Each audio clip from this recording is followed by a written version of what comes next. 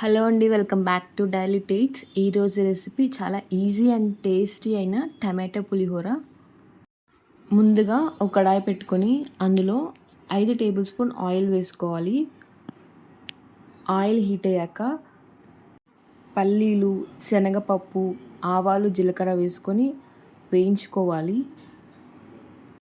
అవి బాగా వేగిన తర్వాత మనం ముందుగానే కట్ చేసి పెట్టుకున్న ఉల్లిపాయ, టమాటో ముక్కలు, పచ్చిమిర్చి చీలికలు వేసుకొని బాగా కలుపుకోవాలి.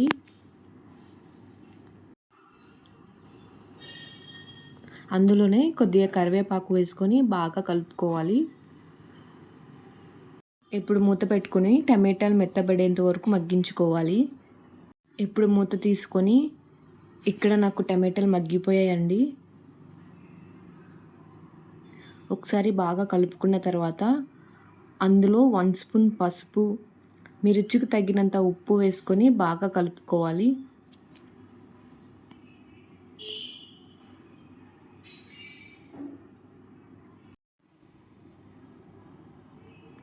ఇప్పుడు మనం ముందుగానే చల్లారబెట్టుకున్న అన్నంని వేసుకొని బాగా కలుపుకోవాలి.